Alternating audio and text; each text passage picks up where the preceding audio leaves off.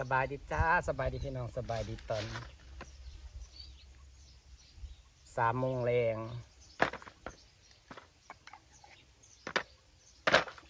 ตอนบ่าย3 โมงแรงจ้าเราจะมาต่อท่อเพิ่มลงเพราะว่ามันบกลงพี่น้องบกลงประมาณคืบหนึ่งนี่แหละว่าท่อเข้าเกี่ยวกับน้ำสิเพิ่มขึ้นแล้วท่อมันสิได้คอยต่อสุดสำนั่นมันลดลงวิทย์ท่อแล้วก็เลยสิต่อมันแดดแห้งขนาดน้ำโซลาเซลล์ลงเลยไหนเขาจะหดพักเนี่ยหดต้นไม้เนี่ยแล้วก็น้ำโซลาเซลล์ลงกับลงบ่อแห้งเพราะมันแดดเดือน4เดือน5ฝนกับบดตกลงมาให้เป็นของให้มันมีน้ำเพิ่มขึ้นแต่มันกัดจะอยู่ได้โดนอยู่นะว่ามีน้ำโซลาเซลล์หมุนเวียนอยู่เด้แต่มันบกลงมันวิดมันวิดท่อ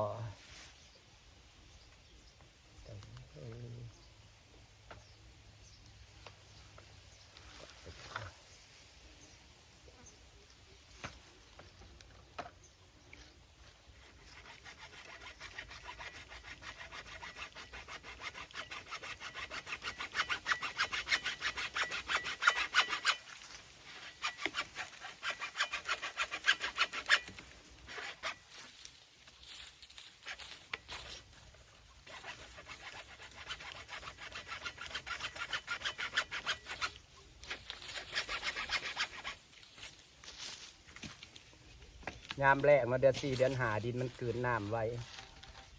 กระบวกเขาหดพักพร้อมเลยเอาสิเป็นลนเอานะคะ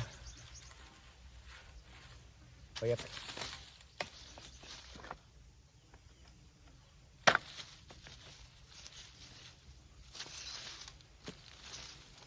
นี่ขอต่ออันเดียว10 ปีวนลนเอาเพราะว่าอยากไปซื้อเนาะอันละตั้ง30-40 บาทลองไปลนเอาก่อนประหยัดขอต่อทางนี้ได้มีอยู่อันหนึ่งเราจะไปลนไฟก่อน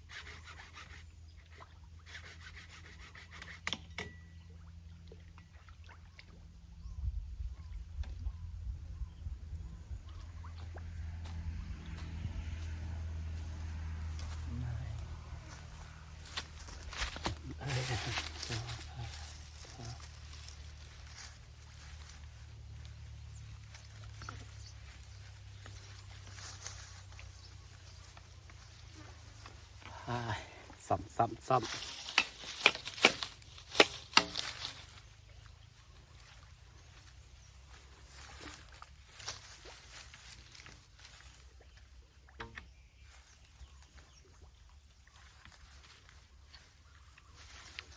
ผ้ามาหั่นอะไรกันเลยเปิดกล่องแล้ว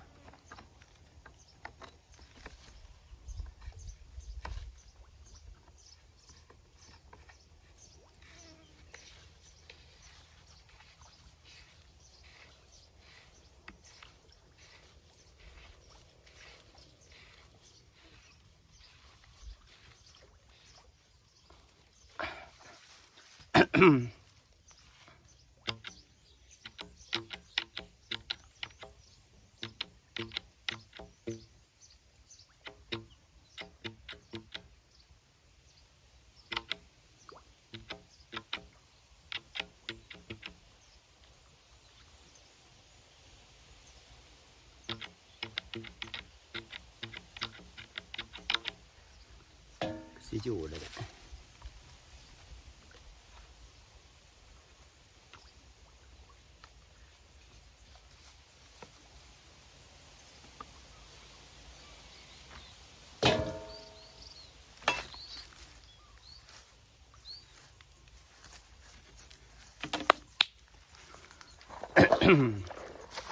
แต่ละอย่างนะคะ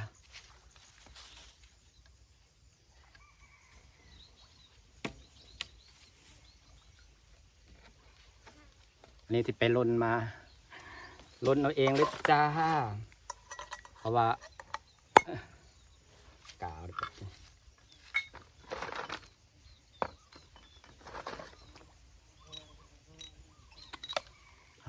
ปีกไก่มาทากาวก่อนบรรยากาศคือฝนสิตกเลยพี่น้องเป็นแบบเป็นท้องฟ้าแบบต่ำๆสลัวๆเรื่องเป็นสีเย็น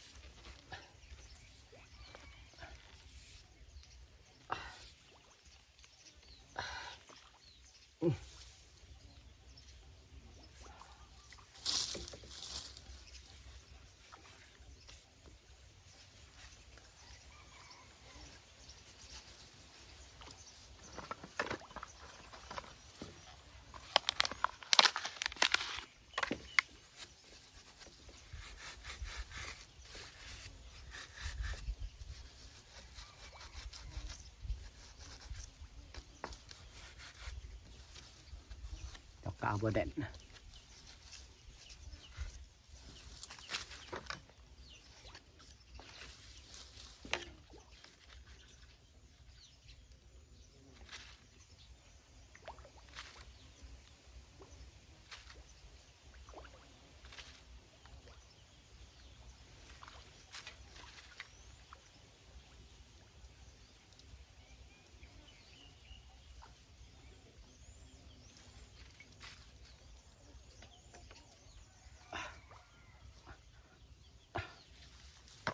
เดี๋ยวเราจะลงไปต่อข้างล่างนะครับพี่น้องจ๋าต่อข้างล่างนี่สิลมเจ้าขาหลังจากท่าวานตัวสีขาวแล้วนะพี่น้องเห็นป่ะยอดมันขึ้นมาเปิดน้ำใส่หดน้ำมะม่วงแก้มเริ่มแดงแล้วมะม่วงค่อยกะขากระตัดขายมือก่อนไป50 บาทเพราะมันบริลายเด้เขาซื้อเป็นลำจะตัดแล้วใส่มันขึ้นใหม่นี่ต้นนี้นะบอตายเลยเด้เราจะถ่ายรีวิวให้เด้ขึ้นยอดเลยผงขาวมาโรย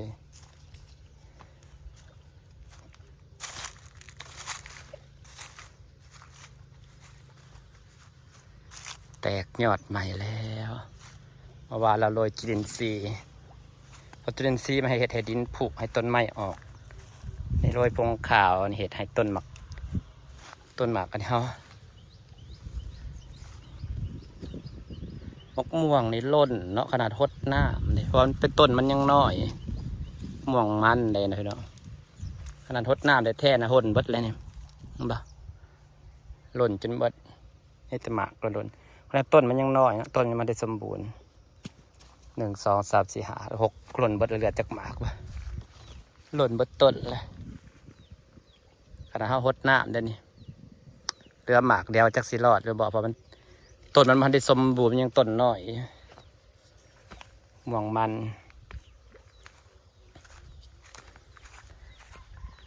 อันนี้ก็มันคือกันม่วงต้นนี้ก็ม่วงมันคือกันนี่ก็เหลือจากหมากเหลือ4 หมากนี่ไงเริ่มเครือนี่ก็จักมัดแต่ไซเริ่มแตกยอดแล้วว่าผงขาวมาบะตอนสีดเป็นน้ำนะสูนบ่ได้มันอยู่เลิกผงขาวหวานละใครเลยผงขาวหวานก็เริ่มแตกต้นแล้วเริ่มยอดขึ้นแล้วเมื่อวานนี้ก็กำลังออกยอดคือกันนี่ต้นมันใหญ่กว่าเป็นต้นมันยังน้อยมากมันผสมบูรณ์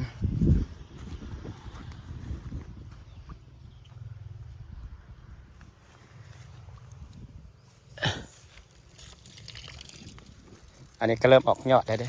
เห็นบ่นี่เริ่มออกยอดแล้ว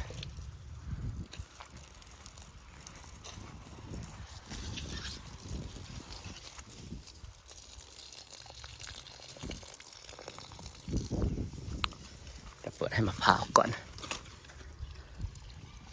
มะพร้าวเดี๋ยวเข้ามาเมียนการเสร็จท่อระบายน้ำก็ต้องซื้อเพิ่ม2-3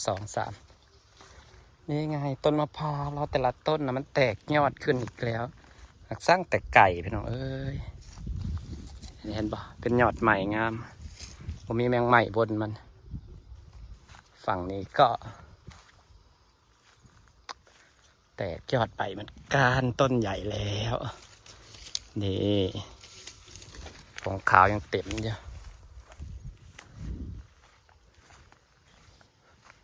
จะได้ตัดใหญ่อีกรอบเลยพี่น้องเอ้ยแตกยอด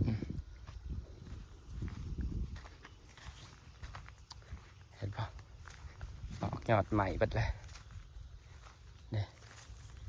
กำลังงามจะหน่อยก็เริ่มต้นใหญ่งามแล้วฝากบรรยากาศไว้ซ้ำนี่แหละพี่เนาะถ้าหดน้ำต้นไม้ต่อก็พี่เจ้ากระสุกกระบัดจักเนาะ2 ต้นกันเนี่ย